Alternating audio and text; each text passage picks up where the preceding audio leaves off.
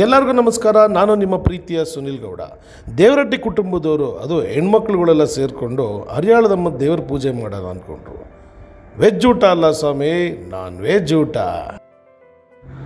ಅಡುಗೆ ಮಾಡೋಕ್ಕೆ ಬರಲ್ಲ ಆದರೂ ಸೌಟ್ ತಿರ್ಗ್ಸೋಕೆ ಬರುತ್ತೆ. ಅದಕ್ಕೆ ಒಂದು ಪೋಸ್ಟ್ ಕೊಡೋಣ ಅಂತ ಸೌಟ್ ತಿರ್ಗಿಸೋ ಪೋಸ್ಟ್ ಕೊಡ್ತಾ ಇದ್ದೆ. ಸುನಿಲ, ನಾನೇನು ಕಮ್ಮಿ ಇಲ್ಲ ಅಂತ ನಮ್ಮ ಆಂಟಿ ಬಂದರು. ಅವ್ರದ್ದು ಒಂದು ವೀಡಿಯೋ ಮಾಡಿಬಿಟ್ಟು ಸೌಟ್ ತಿರುಗಿಸೋದನ್ನು ಆಯಿತು ನಡಿ ಅಂತ ಒಳಗಡೆಗೆ ಹೋದರೆ ನಮ್ಮ ತಾತನಿಗೊಂದು ರೇಂಜಿಗೆ ಹಿಂಸೆ ಕೊಡ್ತಾಯಿದ್ರು.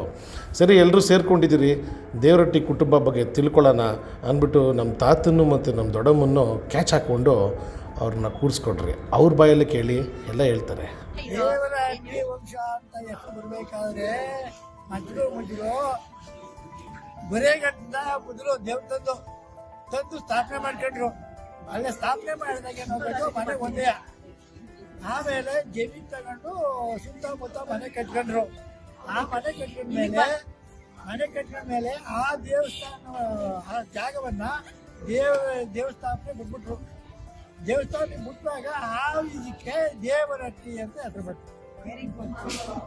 ಈ ವಂಶಸ್ಥರು ಅನ್ನೋದು ಬರ್ಬೇಕಾದ್ರೆ, ಆ ಹೆಸರು ಬರ್ಬೇಕಾದ್ರೆ ನಾವುಗಳು ನಮ್ಮ ತಾತ ಮುತ್ತಾತನ ಕಾಲದಿಂದ ನಾವು ಗೊರಗಟ್ಟದಿಂದ ನಾವು ಅಲ್ಲಿ ಏನು ಅಂದ್ರೆ ಅಕ್ಕೆಗೌಡ್ರ ಮಗಳು ಅಂತ ನಮ್ಮ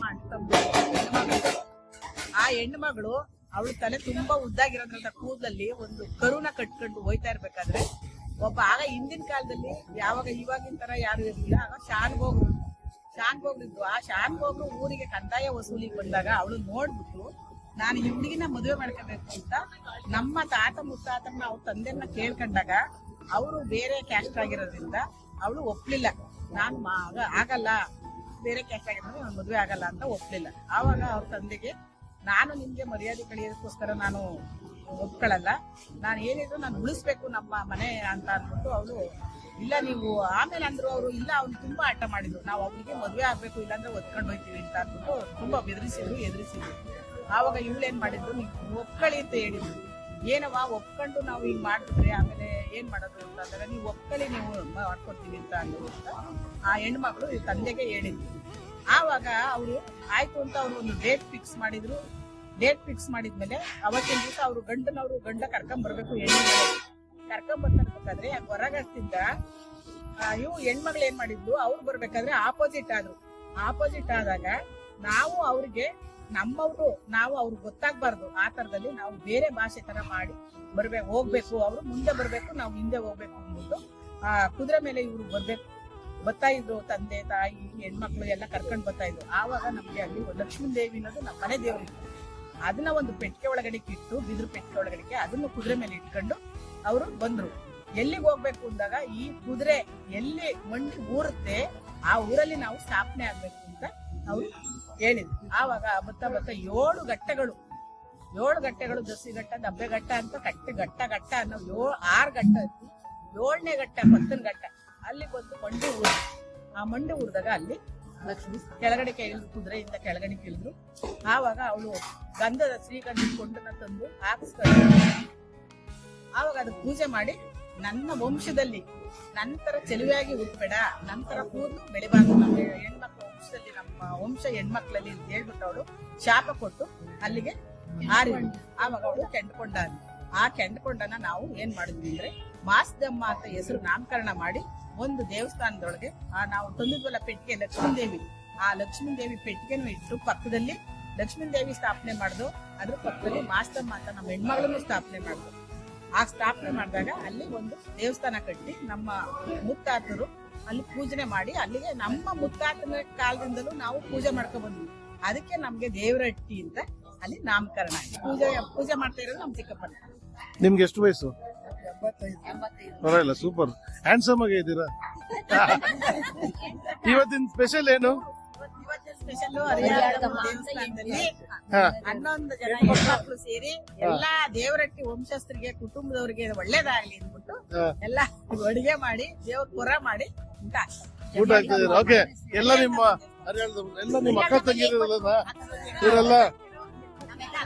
ಹಾ, ಹೆಣ್ಮಕ್ಳು, ಮೊಮ್ಮಕ್ಳು, ಎಲ್ಲ ಬಂದಿದ್ದಾರೆ. ಮೇನ್ ಇವರೇ ನಮ್ಮ ತಾತಂದು ದೊಡ್ಡಮ್ಮನ ಕತೆ ಕೇಳಿಸ್ಕೊಂಡು ಆ ಕಡೆ ಹೋದರೆ ನಮ್ಮ ಮಾಮದಿರೆಲ್ಲ ಕ್ರಿಕೆಟ್ ಆಡ್ತವ್ರೆ. ಗ್ರೌಂಡ್ ಸಿಗಲಿಲ್ಲ ಅಂತೆ, ಲೈಟಾಗಿ ಜರಿ ಮಳೆ ಇತ್ತಲ್ವ, ಅದಕ್ಕೋಸ್ಕರ ಚೌಟ್ರಿಲೇ ಆಡ್ತಾನೆ ಇದ್ದರು. ಸಕ್ಕದ ಮಜಾ. ಎಲ್ಲರೂ ಸೇರ್ಕೊಂಡು ಆಡೋದೇ ಇನ್ನೂ ಖುಷಿ ಆಗುತ್ತೆ ಅಲ್ವಾ. ಆದರೆ ಬ್ಯಾಟಿಂಗ್ ಸಿಗ್ಬೇಕಾದ್ರೆ ಮಾತ್ರ ತುಂಬ ಕಷ್ಟ ಆಗ್ತಿತ್ತು. ಸರಿ ಆಯಿತು ಅಂತ ಆ ಕಡೆಗೆ ನೋಡಿದ್ರೆ ಹೆಣ್ಮಕ್ಳೆಲ್ಲ ಯಾರ್ದೋ TVS ಇಸ್ಕೊಂಡು ಒಂದು ರೇಂಜಿಗೆ ಅವ್ರಿಗೂ ಹಿಂಸೆ ಕೊಡ್ತವ್ರೆ. ಅಪ್ಪ ಬಾಪ್ಪ ಅಂತ ಮಟನ್ ಸಾರ್ ಹತ್ರ ಹೋಗ್ತೀನಿ, ಘಮ ಘಮ ಅಂತೈತೆ, ಕುದೀತೈತೆ. ಆಹಾ, ಹಂಗೆ ಲೆಫ್ಟ್ ತಿರುಗಿದ್ರೆ ನಮ್ಮ ಅಮ್ಮನೂ ನಮ್ಮ ಆಂಟಿನೂ ಇಬ್ಬರು ಮುದ್ದೆ ತಿರುಗಿಸೋಕ್ಕೆ ಪ್ರಯತ್ನ ಪಡ್ತವ್ರೆ. ಆದರೆ ಆಗ್ತಾಯಿಲ್ಲ. ಮುದ್ದೆ ಜೊತೆ ಫೈಟಿಂಗ್ ಆಡ್ತಾಯಿದ್ದಾರೆ. ಏನು ಫೈಟಿಂಗ್ ಆಡ್ತಾಯಿದ್ದಾರೆ ಅಂದರೆ ನಾನಾ ನೀನಾ ಅಂತ ಸವಾ ಸೇರಲ್ಲಿ ನಿಂತಿದ್ದಾರೆ. ಸರಿ ಆಯಿತು ಅಂತ ನಾನು ಬರ್ತೀನಿ ಅಂದರು. ಅವ್ರು ಮುದ್ದೆ ತಿರುಗಿಸ್ತಾ ಇಲ್ಲ, ಮುದ್ದೆ ಗುತ್ತಾ ಇದ್ದಾರೆ. ನೋಡೋಷ್ಟು ನೋಡಿದ್ರು ಭಟ್ರು, ಪಾಪ ಯಾಕ್ರಿ ಇಷ್ಟೊಂದು ಗೊತ್ತೀರಾ, ಬಿಡ್ರಿ ಆಯಿತು ನಾನೇ ಮಾಡ್ಕೋತೀನಿ ಅಂದರು. ಅವ್ರಿಗೆ ಮೋಟಿವೇಶನ್ ಬೇಕು ಅಂತ ಒಂದು ಕಾರ್ಯಕ್ರಮನ ಹಮ್ಮಿಕೊಂಡಿದ್ದೀರಿ, ಕೇಳಿಸ್ಕೊಡಿ. ಜೂನಿಯರ್ ವಿಜಯ್ ಪ್ರಕಾಶ್ ರಾಗಿ ಮುದ್ದೆ ತಿರುಗದ್ರ ಬಗ್ಗೆ ಮಾಡಿ. ರಾಗಿ ಹೊಲದಾಗೆ ರಾಗಿ ಬೇಯಿಸಲು, ರಾಗಿ ಮುದ್ದೆ ಬೇಯಿಸಲು, ಆಮೇಲೆ ತಿರುವಿ ಹಾಕಿ ನೋಡಲು, ಮುದ್ದೆ ಬೀಗ ಮಾಡ್ಕೊಳ್ಳಬೇಕು. ರಾಗಿ ಮುದ್ದೆ ಇವತ್ತು ಡಿಂಚಿಕ್ ಆರ್ಕೆಸ್ಟ್ರಾ ಮುಗಿದ್ದು ನಮಸ್ಕಾರ ಮಾಡೋದು. ಆರ್ಕೆಸ್ಟ್ರಾ ಮುಗಿಸ್ಕೊಂಡು ಮುದ್ದೆ ಕಟ್ಟೋ ಕಡೆಗೆ ಹೋದ್ರಿ. ಎಲ್ಲ ಹೆಂಗಸರೆಲ್ಲ ಸೇರಿಕೊಂಡು ಖುಷಿಯಿಂದ ಜೊತೆಯಲ್ಲಿ ಮುದ್ದೆ ಕಟ್ತಾಯಿದ್ರು. ಅದೇನೋ ಬೆಣ್ಣೆ ಮುದ್ದೆ ಅಂತ ಇದ್ರು. ಹೆಂಗಸರಿರೋ ಕಡೆ ಸೈಲೆಂಟಾಗಿರಲ್ಲ, ವಟ ವಟ ವಟ ಅಂತಲೇ ಇರಬೇಕಲ್ಲ. ಆದ್ರೂ ಈಗಿನ ಕಾಲದ ಬ್ಯುಸಿ ಶೆಡ್ಯೂಲಲ್ಲಿ ಎಲ್ಲರೂ ಸೇರ್ಕೊಳ್ಳೋದು ಅನ್ನೋದೇ ಒಂದು ಖುಷಿ. ಅಟ್ಲೀಸ್ಟ್ ಒಂದು 4 ಜನ ಸೇರೋದೇ ಕಷ್ಟ ಆಗ್ಬಿಟ್ರೋ ಕಾಲದಲ್ಲಿ ನಾವೊಂದು 80-90 ಜನ ಸೇರಿದ್ರಿ. ಅದಕ್ಕೆ ಹೇಳೋದು ಗುರು, ಹೆಣ್ಮಕ್ಳೇ ಸ್ಟ್ರಾಂಗು. ಅವ್ರು ಪ್ಲ್ಯಾನ್ ಮಾಡಿದ್ದಕ್ಕೆ ಆಗಿದ್ದು. ಇಮಿಡಿಯೇಟಾಗಿ ಮಟನ್ ಸಾರು ಕಡೆಗೆ ಹೋದ್ರಿ, ಫೈನಲಿ ರೆಡಿ. ಹಂಗೆ ಒಳಗಡೆ ಹೋದರೆ ಎಲ್ಲರೂ ಮುದ್ದೆ ಕಟ್ಟಿ ಆರಾಮಾಗಿ ಕೂತಿದ್ರು. ಇನ್ನೇನಪ್ಪ ಎಷ್ಟೊತ್ತಿಗಪ್ಪ ಊಟ ಸಿಗುತ್ತೆ ಅಂತ ನೋಡಿ, ಹಂಗೇ ಒಂದು ರೌಂಡ್ ಹೋಗಿ ಬಂದ್ಬಿಡೋಣ.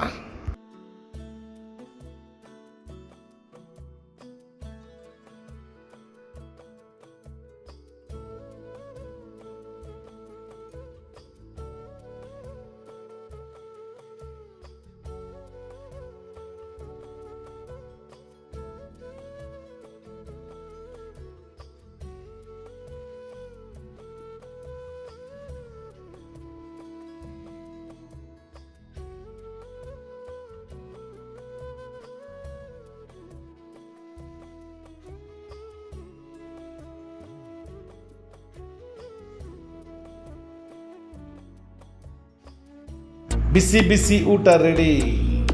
ಹಳ್ಳಿ ಕಡೆ ಅಂದರೆ ಹಿಂಗೆ ಒಂದು ಮುದ್ದೆ, ಮಟನ್ ಸಾರು, ಚಿಕನ್ ಫ್ರೈ, ಒಂದು ಮೊಟ್ಟೆ, ಸೌದೆಕಾಯಿ, ಆನಿಯನ್ ಅಷ್ಟೇ. ಬಿರಿಯಾನಿ, ಕಬಾಬು, ಫಿಶ್ ಫ್ರೈ, ತವಾ ಫ್ರೈ ಏನೂ ಇರೋಲ್ಲ. ಈ ನಾಟಿ ಸ್ಟೈಲ್ ಊಟನೇ ಮಜಾ. ಅದಕ್ಕೆ ಹೇಳೋದು ಹಳ್ಳಿ ಯಾವತ್ತಿದ್ರು ಜನುಮವೇ ಆಹ ದೊರಕಿದೆ ರುಚಿ ಸವಿಯಲು.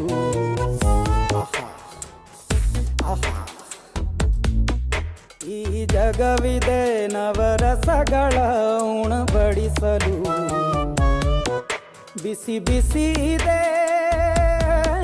ಬಿಸಿ ಬಿಸಿ ಇದೆ ನಳಪಾಕ ದಿನ ದಿನ ನೂತನ.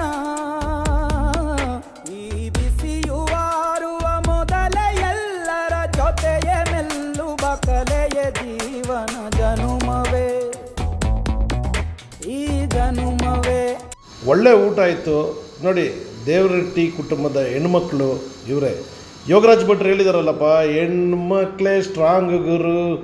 ಇವರಿಂದನೇ ಈ ಹರಿಯಾಳದಮ್ಮನ ದೇವಸ್ಥಾನದ ಪೂಜೆ ಮಾಡಿ ಎಲ್ಲರೂ ಸೇರಿಕೊಂಡಿದ್ದು. ಹಾಗೆ ಒಂದೊಂದು ಎಲ್ಲರೂ ಫೋಟೋ ಸೆಲ್ಫಿಗಳು ಹಾಗೆ ಅವ್ರು ಮಜಾ ಮಾಡಿಕೊಂಡು ವಾಪಸ್ ಬ್ಯಾಕ್ ಟು ಆರ್ ಕೆಲಸ. ಎನಿವೇ ಸ್ನೇಹಿತರೆ, ಥ್ಯಾಂಕ್ ಯು ಸೋ ಮಚ್. ನಿಮ್ಮ ಪ್ರೀತಿಯ ಸುನಿಲ್ ಗೌಡ.